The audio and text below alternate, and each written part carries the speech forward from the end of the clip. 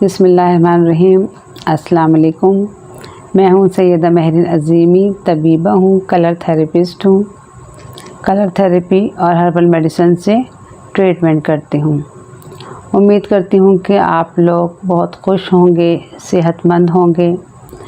आप मेरी वीडियोस को पूरा देखिए, आगे शेयर कीजिए मेरी वीडियोस और मेरे चैनल को सब्सक्राइब कीजिए ताकि हर इन्फॉर्मेटिव वीडियो आपको सबसे पहले मिल जाए।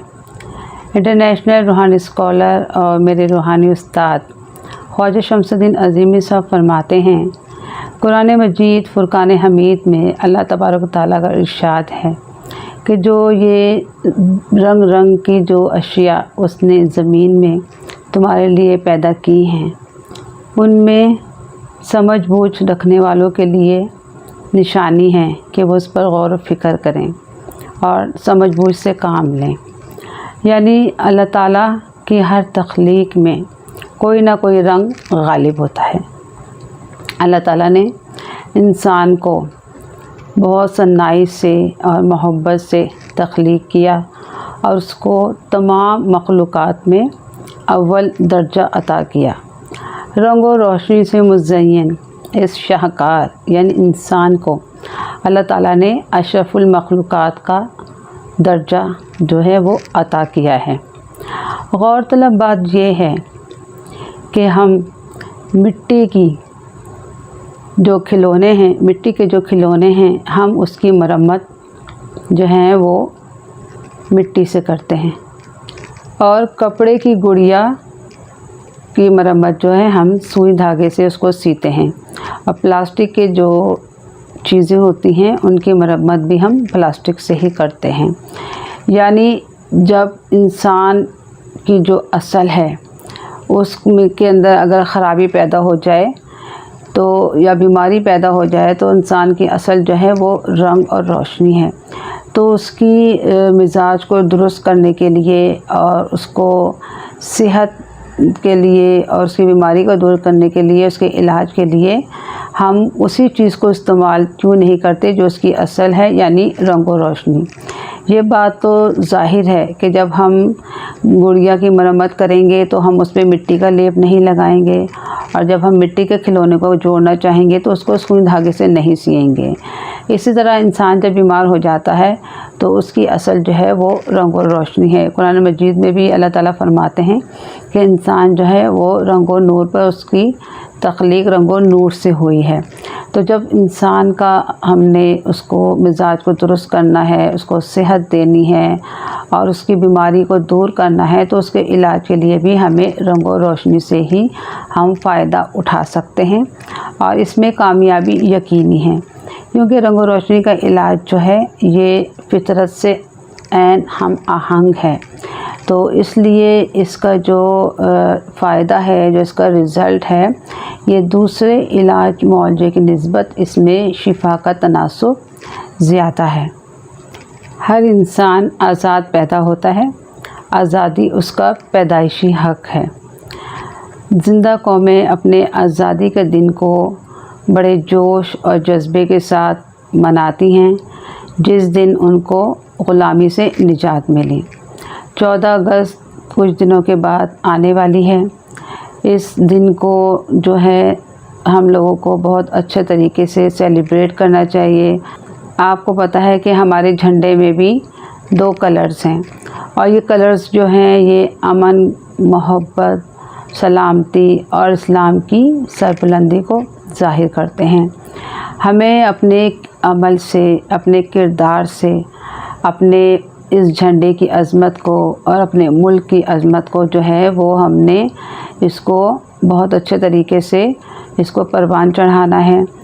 क्योंकि हम लोग जो हैं जब तक हम अपने दूसरों के साथ माली मामलात को अच्छा और खरा नहीं रखेंगे, अपने अच्छे अमल और किरदार से और भलाई वाले किरदार से हमने अपने मुल्क को और अपने इस झंडे को अज़मत की बुलंदियों पर पहुंचाना है।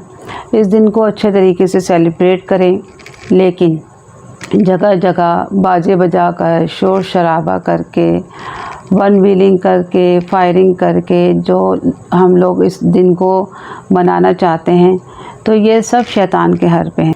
आप अपने आज़ादी के दिन को इस तरह से सेलिब्रेट करें कि आप अपने घर में एक पौधा लगाएं। अगर जगह नहीं है तो कोई बात नहीं, आप कोई क्यारी ले लें, कोई गमला ले लें, उसके अंदर आप एक पौधा लगाएं। उस पौधे का नाम मैं आपको बताती हूँ, सुहांजना मोरिंगा। इस पौधे के बहुत ज़्यादा फ़ायदे हैं और इसका सबसे बड़ा फ़ायदा ये है कि ये हड्डियों को बहुत ज़्यादा मजबूत करता है। इसके बहुत ज़्यादा बेनिफिट्स हैं और इसके साथ साथ आप नफिल ज़रूर पढ़ें, अल्लाह ताला को शुक्र अदा करें कि अल्लाह ताला शुक्रगुज़ार कौमों को ही पसंद करते हैं कि उसने हमें आज़ादी की फ़िज़ा नसीब की है कि हम बड़े सुकून से अपने मुल्क में अपने फैमिलीज़ के साथ जो है हम ज़िंदगी गुजार रहे हैं। कि सुर्ख रंग जिन लोगों में एतदाल पर होता है वो लोग जो है दूसरों को बहुत ज़्यादा हेल्प करते हैं, दूसरों की मदद करते हैं। और इस तरह के जो लोग होते हैं वो अपनी नस्लों के बारे में और बहुत ज़्यादा जो है दूसरे लोगों के बारे में मुतफक्किर रहते हैं। सुर्ख रंग जिन पर गालिब होता है वो बहुत अच्छी ज़िंदगी गुजारते हैं और ये लोग जो हैं बहुत ज़्यादा जज्बाती होते हैं, जिसकी वजह से ये खाने पीने में और दूसरे मामलात में जो है जज्बातीपन का मुजाहरा करते हैं और इस लिहाज से ये मोटे हो जाते हैं। खूनी बवासीर में ज़र्द रंग का पानी या खून जो है वो मकत के रास्ते जो है वो बाहर निकलता है, जिसको बहुत ज़्यादा दर्द होता है, जलन होती है, मकत पर जो है वरम आ जाता है। इसके जो कॉजेज़ हैं, असबाब हैं, वो मैं आपको बताती हूँ। इसमें दायमी कब्ज़ है, बहुत ज़्यादा शकील चीज़ों का ग़िज़ाओं का इस्तेमाल, तुर्श और बादी ग़िज़ाओं का इस्तेमाल, गर्म चीज़ों का इस्तेमाल, इसके साथ साथ गर्म दवाओं का बहुत ज़्यादा इस्तेमाल और जो लाल मिर्च और मसालेदार खाने, स्पाइसी खाने हैं उनकी ज़्यादती, बीफ यानी गाय के गोश्त का कसरत से इस्तेमाल करना, पानी कम पीना, मुसलसल बैठे रहना। इसके साथ साथ अक्सर शुगर के मर्ज़ में भी जिनको शुगर लाहक होती है उनको ये मर्ज़ लाहक हो जाता है। दौरान हमल भी अक्सर ख़वातीन को जो है ये मर्ज़ लाहक हो जाता है। जो लोग जंक फूड बहुत बेतहाशा खाते हैं या बेकरी के आइटम बहुत ज़्यादा इस्तेमाल करते हैं और जो लोग चाय या कॉफ़ी कसरत से इस्तेमाल करते हैं, शराब नोशी, इसके साथ साथ टेंशन और डिप्रेशन या गुस्से में बहुत ज़्यादा लोग रहते हैं, उनको भी ये मर्ज़ जो है ये लाहक हो जाता है। और इसके साथ साथ जो लोग वर्जिश नहीं करते या खाना खाते वक्त बहुत ज़्यादा अपने पेट को ठूंस लेते हैं और वक्त पे वक्त खाना खाते रहते हैं और जो है वो खाना जो है सही तरह से उनका हज़म भी नहीं होता, जिसकी वजह से बहुत ज़्यादा उनको मैदे के मसाइल भी हो जाते हैं और साथ साथ उनको ये मर्ज़ भी लाहक हो सकता है। अब मैं आपको इसकी सिम्टम्स बताती हूँ। मकत में मौजूद वेंस का जाल जो है वो कमज़ोर होकर फैल जाता है और वो मकत के ज़रिए बाहर निकल जाती हैं वेंस, इनको मस्से कहते हैं। बहुत शदीद दर्द होता है, बहुत ज़्यादा चुभन महसूस होती है, रफ़ा हाजित के वक्त जो है मस्सों पर दबाव पड़ता है और ब्लीडिंग शुरू हो जाती है। खून कभी स्टूल के साथ मिला हुआ आता है और कभी कतरा कतरा टपकता है। मरीज़ बहुत ज़्यादा कमज़ोरी महसूस करता है, नकाहत महसूस करता है, बहुत ज़्यादा उसको तकलीफ़ होती है और अक्सर मरीज़ जो है तकलीफ़ की वजह से बेहोश हो जाते हैं। रफ़ा हाजित करने के बावजूद ऐसा महसूस होता है कि इत्मीनान बख्श इजाज़त नहीं हुई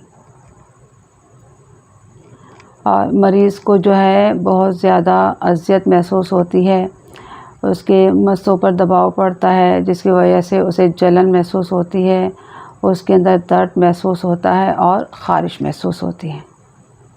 अब मैं आपको परहेज़ बताती हूँ। इस मर्ज़ में परहेज़ बहुत लाज़मी है।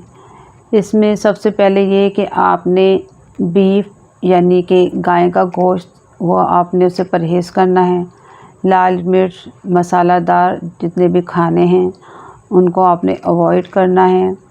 मुख्तलिफ़ किस्म की जो सब्ज़ियां हैं जैसे अरबी, आलू, बैंगन, पालक, मसूर की दाल है, माश की दाल है, इनसे आपने जो है उससे परहेज़ करना है। ये चीज़ें जो हैं आपके मर्ज़ को बढ़ा देंगी। इसके साथ साथ आपने गर्म चीज़ें, मेवा जात हैं वो आपने नहीं खाने। अंडा है, अचार है, इस तरह की चीज़ें जो हैं वो आपने जब तक नहीं खानी जब तक आपको इस मर्ज़ से निजात ना मिल जाए। इसके साथ साथ आप अपनी ग़िज़ा को जो है वो नरम और ज़ूद हज़म ग़िज़ा इस्तेमाल करें, जैसे खिचड़ी है, साबूदाना है। साबूदाना को लोग बहुत ज़्यादा जो है हक़ीर समझते हैं, इसको लिफ्ट नहीं करवाते। हालांकि साबूदाना जो है वो हड्डियों में कैल्शियम पैदा करता है और इसके बेतहाशा फ़ायदे हैं। तो साबूदाना ज़रूर आप अपनी ग़िज़ा में शामिल करें। जौ का दलिया है जिसकी नबी पाक सल्लल्लाहु अलैहि वसल्लम ने बहुत ज़्यादा तारीफ़ की है, जौ का दलिया वो आप इस्तेमाल करें, उसको अपनी ग़िज़ा में रखें। उसके साथ साथ फलों में पपीता है, अमरूद है, वो आप इस्तेमाल करें। कचनार का सालन वो बनाकर खाएं। मूली इस्तेमाल करें पत्तों समेत, आप मूली को इस्तेमाल करें। मूली जो है बहुत ज़्यादा फ़ायदेमंद है इस मर्ज़ में। इसके साथ साथ आप दूध का इस्तेमाल कर सकते हैं, दूध फ़ायदेमंद है। केला ले सकते हैं, केला भी बहुत आपके लिए जो है बहुत अच्छी ग़िज़ा है। और उसके साथ आपने टेंशन नहीं लेनी है, आपने अपने जहन को रिलैक्स रखना है, क्योंकि आपको पता है जहन जो है अगर सेहतमंद होता है तो तभी इंसान का जिस्म जो है वो सेहतमंद रहता है। तो अपने जहन को जो है फ़ालतू सोचों से, टेंशन से, डिप्रेशन से फ्री करें। आप लोग इस डिप्रेशन और टेंशन से बचने के लिए कुरान मजीद की तिलावत करें, नमाज़ कायम करें, क्योंकि जब हम नमाज़ कायम करते हैं तो हमारा और अल्लाह ताला का एक राब्ता, एक कनेक्शन बन जाता है, जिसकी वजह से अल्लाह ताला जो है हम पर मेहरबान होता है। और इलाज के साथ साथ जब हम अल्लाह की तरफ रुजू करेंगे तो यकीनन हमारी तमाम तकलीफ़, और ये तकलीफ़ जो है बहुत ज़्यादा अज़ियत वाली तकलीफ़ है, खूनी बवासीर, इससे भी हमें निजात मिल जाएगी। इसमें आपने 2 कलर का पानी बनाना है, एक येलो कलर का और एक ये आसमानी कलर का। येलो कलर के लिए तो आपने सेलोफेन पेपर लेकर शीशे की वाइट बोतल पर आप चढ़ा दें, और आसमानी कलर के लिए आपको वाइट पेपर, ब्लू और फिर वाइट, इस तरह ये आप 3 तहें करके लगाएंगे ये शीशे की बोतल पर। इस तरह करके आप इसको रैप कर दें और आप इसको शीशा टेप के साथ कवर करके आप ये बनाएंगे तो ये आपका फिर बन जाएगा। अब इसका मैं आपको तरीका बता देती हूँ। आपने स्टील के बर्तन में पानी उबाला, उसको ठंडा किया, उसके बाद आपने यहाँ तक इन दोनों बॉटल्स में आपने इतनी नेक खाली रहे, आपने पानी भरा और लकड़ी का एक इस तरह का पीस लेके इन बॉटल्स को दूर दूर आपने धूप में रखना है, सुबह 10 बजे से शाम 4 बजे तक। फिर आप उसको उठा लें। फिर आपने इसको किस तरह से पीना है, ये जो येलो कलर पानी है ये आपने 2 औंस आधा कप पीना है सुबह शाम, ये आपने पीना है। और जो ये आसमानी कलर का जो वाटर है ये आपने 2 औंस यानी कि आधा कप सुबह और रात को, ये 2 टाइम, ये भी आपने 2 टाइम लेना है और ये भी आपने 2 टाइम लेना है। इसके साथ साथ आपने एक काम और करना है, आपने ब्लू कलर का पानी भी बनाना है। ये आपने पीना नहीं है, ये ब्लू कलर का पानी आपने बनाया, जिस तरह से मैंने दोनों बॉटल्स का तरीका बताया पानी बनाने का, आपने भी इसी तरह स्टील के बर्तन में पानी उबाला, ठंडा किया और यहाँ नेक तक इसको पानी भर के इसको लकड़ी के तख्ते पे सुबह 10 बजे से शाम 4 बजे तक धूप में रखा। उसके बाद आपने उठा लिया। अब आपने क्या करना है, इस पानी को आपने लेना है किसी बर्तन में, उसमें आपने जो है मलमल का कपड़ा ले लें, कोई बैंडेज ले लें, उसको आपने भिगोना है और उस पानी को, इस ब्लू वाले पानी को, जो बैंडेज भीगी हुई होगी वो आपने मस्सों के ऊपर बार बार लगाना है। उससे आपके मस्से जो हैं वो बहुत जल्दी खुश्क हो जाएंगे और आपकी तकलीफ़ में और अज़ियत में कमी आएगी। अब मैं आपको खूनी बवासीर के लिए एक हर्बल रेमेडी बताती हूँ। ये कलर थेरेपी इलाज के साथ साथ आप ये भी कर सकते हैं, इससे भी आपको बहुत फ़ायदा होगा। ये आपने जो है मोचरस लेनी है और ये जो है ये कोर्सिक है। ये दोनों जो हैं दवाइयाँ, इनको आप अलग अलग पीस लें, उनका पाउडर बना लें और फिर इन दोनों को मिक्स कर लें। ये देखें इस तरह ये सफ़ूफ जो है ये आपके पास आ जाएगा। अब आपने ये जो है आधी चाय की चमची आपने लेनी है सुबह शाम पानी के साथ। इससे आपकी जो खूनी बवासीर है उसको बहुत फ़ायदा होगा। बहुत खुश रहिए, दूसरों को खुश रखिए, अल्लाह ताला की नेमतों का शुक्र अदा कीजिए। अल्लाह ताला आपका निगहबान हो। अल्लाह हाफ़िज़।